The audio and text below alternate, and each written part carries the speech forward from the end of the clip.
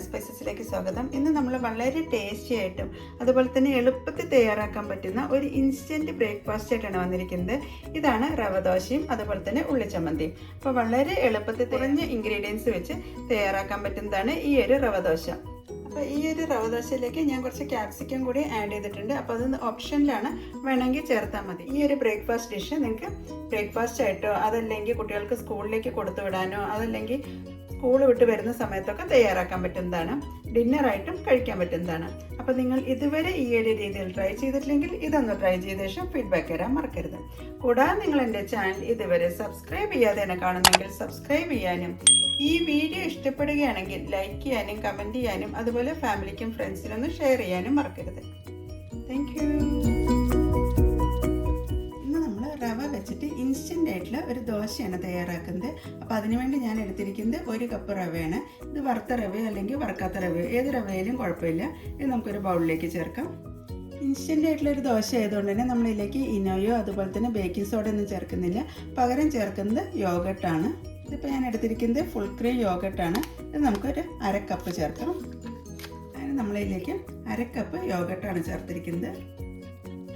പിന്നെ നമ്മൾ ചേർക്കുന്നത് 1/2 കപ്പ് വെള്ളം കൂടി ചേർത്തിട്ടുണ്ട്. പിന്നെ നമ്മളിതിലേക്ക് ചേർക്കുന്നത് 1/2 ടീസ്പൂൺ പിങ്ക് സോൾട്ടാണ്. എന്നിട്ട് നമുക്ക് യോഗട്ടും വെള്ളവും എല്ലാമായിട്ട് നന്നായൊന്ന് മിക്സ് ചെയ്തെടുക്കാം. ഞാനത് മിക്സ് ചെയ്തപ്പോൾ ഈ ഒരു കൺസിസ്റ്റൻസിയിൽ നമ്മുടെ മാവ് കിട്ടിയിട്ടുണ്ട്. നമുക്ക് മിക്സിയിൽ ചേർത്ത് നന്നായൊന്ന് അടിച്ചെടുക്കാം. അങ്ങനെ നമുക്ക് മിക്സിയുടെ വലിയ ജാറിലേക്ക് നമ്മൾ മിക്സ് ചെയ്ത് വെച്ചിട്ടുള്ള മാവാണ് ചേർക്കുന്നത്. കുറച്ച് തിക്കായിട്ടുള്ളൊരു ബാറ്റർ ആയിരിക്കണം.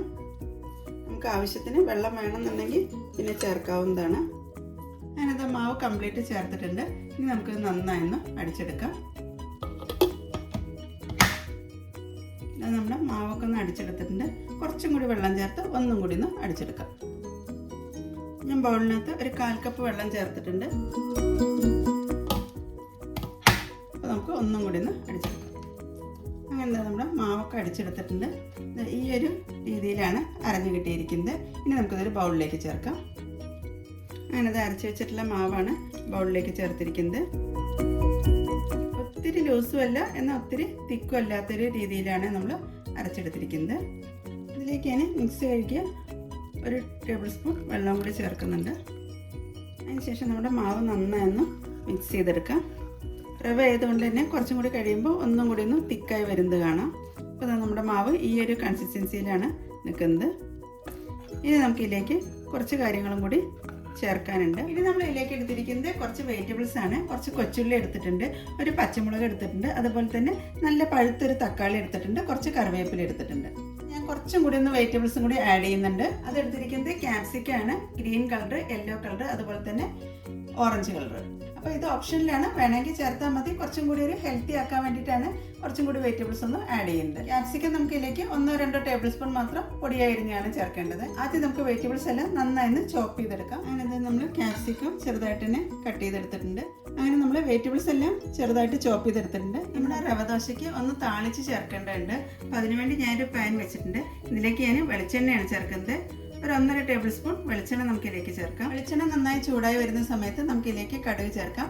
ഒരു 1/4 ടീസ്പൂൺ കടുകാണ് ഇതിലേക്ക് ചേർക്കുന്നത്. അങ്ങനെ നമ്മുടെ കടുകൊക്കെ നന്നായി പൊട്ടി വരാൻ തുടങ്ങിയിട്ടുണ്ട്. ഈ സമയത്ത് നമുക്കിതിലേക്ക് അരിഞ്ഞു വെച്ചിട്ടുള്ള കൊച്ചുള്ളിയാണ് ചേർക്കുന്നത്.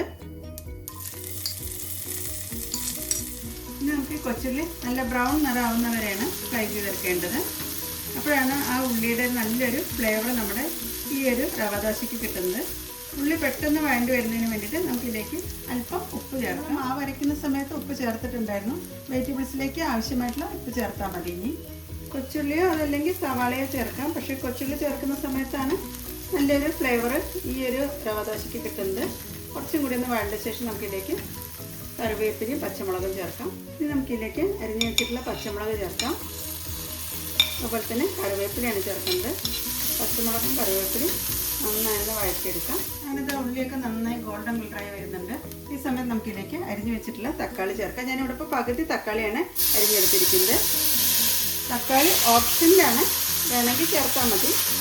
തക്കാളിയുടെ വെള്ളമൊക്കെ ഒന്ന് വറ്റി ഒന്ന് വെന്ത് വരുന്നവരെ നമുക്കൊന്ന് ഇളക്കി ഒന്നും കൂടി ഒന്ന് യോജിപ്പിക്കാം. അതുകൊണ്ട് നമ്മുടെ തക്കാളിയൊക്കെ നന്നായി കുക്കായി വന്നിട്ടുണ്ട്, നന്നായി വെന്ത് വന്നിട്ടുണ്ട്. ഈ ഒരു രീതി ആവുന്നവരെ നമുക്ക് ഇളക്കി യോജിപ്പിച്ചാൽ മതി. ഇനി നമുക്കത് മാവിലേക്ക് ചേർത്ത് ഇളക്കിയെടുക്കാം. നമ്മൾ കടുക് താളിച്ചതും കൂടിയാണ് ഈ ഒരു മാവിലേക്ക് ചേർക്കുന്നത്. ഞാനിപ്പോൾ ക്യാപ്സിക്കം വേവിക്കുന്നില്ല, ദോശ ഉണ്ടാക്കുന്ന സമയത്ത് ചേർക്കുന്നുള്ളൂ. അങ്ങനെ മാവ് നന്നായൊന്ന് മിക്സ് ചെയ്തെടുക്കാം. ഒരു 15 മിനിറ്റ് നേരം നമുക്കൊന്ന് റെസ്റ്റ് ചെയ്യാൻ വേണ്ടി വയ്ക്കാം. കൂടുതൽ നേരം വെയിറ്റ് ചെയ്യേണ്ട ആവശ്യമില്ല. ഒരു 15 മിനിറ്റ് നേരം റെസ്റ്റ് ചെയ്ത് വെച്ചാൽ മതി. നമ്മൾ ഈ ഒരു റവ ദോശ തയ്യാറാക്കുന്നത് വല്ലാണ്ട് പരത്തിയിട്ടല്ല, തട്ടുദോശയുടെ ആ ഒരു രീതിയിലാണ് നമ്മൾ ഈ ഒരു റവ ദോശ തയ്യാറാക്കി എടുക്കുന്നത്. അപ്പോൾ നമ്മുടെ മാവിൻ്റെ കൺസിസ്റ്റൻസി ഈ ഒരു രീതിയിലായിട്ടാണ് വന്നിരിക്കുന്നത്. ഒത്തിരി ലൂസും അല്ല എന്നാൽ ഒത്തിരി ടൈറ്റും അല്ലാത്ത ഒരു രീതിയിലാണ് മാവിരിക്കുന്നത്. ഇനി നമുക്കിത് വെച്ചിട്ട് ദോശ തയ്യാറാക്കാം. ഞാനത് ദോശ തയ്യാറാക്കാൻ വേണ്ടി ദോശക്കല്ല് വെച്ചിട്ടുണ്ട്. ഇതിലേക്ക് ഞാൻ അല്പം നല്ലെണ്ണയാണ് ചേർക്കുന്നത്. നല്ലെണ്ണ എല്ലാ ഭാഗത്തേക്കൊന്ന് സ്പ്രെഡ് ചെയ്യുക. ചെറിയൊരു കുട്ടി ദോശയാണ് നമ്മൾ തയ്യാറാക്കുന്നത്. അങ്ങനെ എന്താ കല്ലൊക്കെ ചൂടായി വന്നിട്ടുണ്ട്. ഇനി നമുക്കിതിലേക്ക് മാവ് ഒഴിക്കാം. ഒത്തിരി പരത്തേണ്ട ആവശ്യമില്ല. ഇതിൻ്റെ മുകളിലേക്ക് നമുക്ക് ക്യാപ്സിക്കം ചേർക്കാം. ഒരു ഊത്തപ്പത്തിൻ്റെ രീതിയിലാണ് നമ്മൾ ഈ ഒരു റവ ദോശ തയ്യാറാക്കുന്നത്. ഇങ്ങനെ കളർഫുള്ളായിട്ടുള്ള ദോശയൊക്കെ കാണുമ്പോൾ കുട്ടികളൊക്കെ ഇഷ്ടത്തോടു കൂടി തന്നെ കഴിക്കുന്നതായിരിക്കും. അതിനുശേഷം ജസ്റ്റ് ഒന്ന് പ്രസ് ചെയ്ത് വയ്ക്കാം. ഇതിൻ്റെ മുകളിലായിട്ട് അല്പം നെയ്യ് ഒന്ന് സ്പ്രെഡ് ചെയ്യാം. ഇനി നമുക്കിത് തിരിച്ചിടാം. അങ്ങനെ നമ്മൾ ദോശയൊക്കെ മറിച്ചിട്ടുണ്ടായിരുന്നു. ഈ സൈഡും വെന്ത് കഴിഞ്ഞിട്ടുണ്ട്. ഇത് നമുക്ക് ദോശക്കല്ലിൽ നിന്ന് എടുത്ത് മാറ്റാം.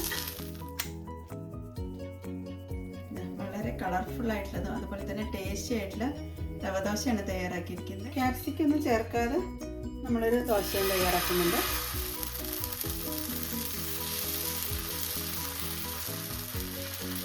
അപ്പോൾ ഇത് രാവിലെ ദോശയ്ക്ക് മാവ് അരച്ചില്ല എന്നുള്ള ആ ഒരു പേടിയൊന്നും വേണ്ട. നമുക്ക് ഇൻസ്റ്റൻ്റായിട്ട് തന്നെ തയ്യാറാക്കാൻ പറ്റുന്നതാണ്. അതുപോലെ നല്ല സോഫ്റ്റാണ് ഈ റവ ദോശ. ഇനോയോ അല്ലെങ്കിൽ ബേക്കിംഗ് സോഡയോ ഒന്നും നമ്മളിതിലേക്ക് ചേർത്തിട്ടില്ല. ഇതിൻ്റെ മുകളിലേക്ക് അല്പം നെയ്യൊന്ന് സ്പ്രെഡ് ചെയ്യാം. ഒരു വശം ഫ്രൈ ആയി കഴിയുമ്പോൾ നമുക്ക് തിരിച്ചിടാം. താഴ്വശം നന്നായി മുരിഞ്ഞ് കഴിയുമ്പോൾ വേണം നമുക്കത് തിരിച്ചിടാൻ. അങ്ങനത്തെ ഊത്തപ്പം കഴിക്കേണ്ടവർക്ക് ഈ ഒരു രീതിയിൽ കഴിക്കാം. അതല്ല സാധാ റവ ദോശ മാത്രമായിട്ട് കഴിക്കേണ്ടവർക്ക് ഈ ഒരു രീതിയിൽ കഴിക്കാവുന്നതാണ്. അപ്പോൾ 2 രീതിയിലാണ് നമ്മൾ ഈ ഒരു ദോശ തയ്യാറാക്കി എടുത്തിരിക്കുന്നത്. അപ്പോൾ വളരെ ടേസ്റ്റി ആയിട്ടുള്ള ഇൻസ്റ്റൻ്റായിട്ട് തയ്യാറാക്കാൻ പറ്റുന്ന ദോശയാണ്. അല്പം നെയ്യൊന്ന് സ്പ്രെഡ് ചെയ്യാം. ഇതൊക്കെ ഓപ്ഷനിലാണ്. കുറച്ച് ടേസ്റ്റൊക്കെ കൂടുതലായിട്ട് കിട്ടണമെന്നുണ്ടെങ്കിൽ മാത്രം നെയ്യിൻ്റെ ഫ്ലേവറൊക്കെ ഇഷ്ടമുള്ളവർക്ക് ചേർത്താൽ മതി. ഈ ഒരു റവ ദോശയുടെ കോമ്പിനേഷൻ എന്ന് പറയുന്നത് നല്ലൊരു ഉള്ളിച്ചമ്മന്തിയാണ്. അപ്പോൾ അതിനുവേണ്ടി ഞാൻ കുറച്ച് ഉള്ളി എടുത്തിട്ടുണ്ട്. ഒരു 10-12 ഉള്ളി നമുക്ക് മിക്സിയുടെ ജാറിലേക്ക് ചേർക്കാം. പിന്നെ ചേർക്കുന്നത് വറ്റൽമുളക് ഉണ്ടെങ്കിൽ വറ്റൽമുളക് ചേർക്കാം, അല്ലെങ്കിൽ കാശ്മീരി ചില്ലി ചേർക്കാം. ഞാനിവിടെ ഇപ്പോൾ കാശ്മീരി ചില്ലി പൗഡറാണ് ചേർക്കുന്നത്. 1 ടേബിൾ സ്പൂൺ നമുക്കിതിലേക്ക് ചേർക്കാം. പിന്നെ നമ്മളിതിലേക്ക് ചേർക്കുന്നത് പുളിയാണ്. ഞാനിപ്പോൾ ഈ ഒരു വലുപ്പത്തിലുള്ള പുളിയാണ് എടുത്തിരിക്കുന്നത്. അപ്പോൾ ഇതിനകത്ത് കുരുവൊന്നും ഇല്ല എന്നുള്ളത് ഉറപ്പ് വരുത്തിയിട്ട് വേണം മിക്സിയിലേക്ക് ചേർക്കാൻ. പുളിച്ചമ്മന്തിയിലേക്ക് ആവശ്യമായിട്ടുള്ള ഉപ്പും കൂടി ചേർക്കാം. എന്നിട്ട് അത് നന്നായി ഒന്ന് അരച്ചെടുക്കാം. അങ്ങനെ നമ്മുടെ ഉള്ളിച്ചമ്മന്തിയൊക്കെ അരച്ചെടുത്തിട്ടുണ്ട്. ഈ ഒരു തിക്നെസ്സിലാണ് നമ്മൾ അരച്ചെടുത്തിരിക്കുന്നത്. ഇനി നമുക്കിതിലേക്ക് ഒന്ന് കടുക് താളിക്കാനുണ്ട്. കടുക് താളിക്കാൻ വേണ്ടിയിട്ട് ഞാനൊരു തട്ടക്കപ്പാൻ വെച്ചിട്ടുണ്ട്. ഇതിലേക്ക് വെളിച്ചെണ്ണയാണ് ചേർക്കുന്നത്. 1 ടേബിൾ സ്പൂൺ വെളിച്ചെണ്ണ ചേർക്കാം. എണ്ണ നന്നായി ചൂടായി കഴിഞ്ഞാൽ ഇതിലേക്ക് കടുക് ചേർക്കാം. കടുകൊക്കെ പൊട്ടി കഴിയുമ്പോൾ ഇതിലേക്ക് വറ്റൽമുളകാണ് ചേർക്കുന്നത്. അതിൻ്റെ കൂടെ തന്നെ 1 തണ്ട് കറിവേപ്പിലയും കൂടി ചേർക്കാം. ഈ ഉള്ളിച്ചമ്മന്തി നമുക്ക് കടുക് താളിച്ചിട്ട് ചേർക്കാം. അതേ വെളിച്ചെണ്ണ ഒന്ന് ചൂടാക്കിയ ശേഷം അതിലേക്ക് ഒഴിക്കുകയും ചെയ്യാം. ഞാനിപ്പോൾ കടുക് താളിച്ചിട്ടാണ് ഈ ഒരു ഉള്ളിച്ചമ്മന്തി തയ്യാറാക്കുന്നത്. ഇനി നമുക്കിത് ഉള്ളിച്ചമ്മന്തിയിലേക്ക് ചേർക്കാം. അപ്പോഴേക്കും ഉള്ളിച്ചമ്മന്തി ഞാനൊരു ബൗളിലേക്ക് ആക്കിയിട്ടുണ്ട്. ഇതിലേക്ക് നമുക്ക് കടുക് താളിച്ച് ചേർക്കാം. അങ്ങനെ കടുക് താളിച്ചും ചേർത്ത് ഉള്ളിച്ചമ്മന്തി നന്നായി ഒന്ന് മിക്സ് ചെയ്തെടുക്കാം. ആ ചൂടോട് കൂടിയിട്ടുള്ള എണ്ണ ഈ ഒരു ഉള്ളിച്ചമ്മന്തിയിലേക്ക് ചേർക്കുന്ന സമയത്ത് നല്ലൊരു ഫ്ലേവറാണ് വരുന്നത്. അങ്ങനെ അത് ടേസ്റ്റി ആയിട്ടുള്ള ഉള്ളിച്ചമ്മന്തിയാണ് തയ്യാറാക്കിയിരിക്കുന്നത്. അങ്ങനത്തെ നമ്മൾ റവദോശയും അതുപോലെ തന്നെ ഉള്ളിച്ചമ്മന്തിയാണ് സർവിംഗ് പാത്രത്തിലേക്ക് മാറ്റിയിരിക്കുന്നത്. അപ്പോൾ വളരെ നല്ലൊരു കോമ്പിനേഷനാണ് ഈ ഒരു റവദോശയും അതുപോലെ തന്നെ ഉള്ളിച്ചമ്മന്തിയും. അപ്പോൾ നിങ്ങൾ ഇതുവരെ ഈ ഒരു രീതിയിൽ ട്രൈ ചെയ്തിട്ടില്ലെങ്കിൽ ഇതൊന്ന് ട്രൈ ചെയ്ത ശേഷം ഫീഡ്ബാക്ക് തരാൻ മറക്കരുത്. Thank you.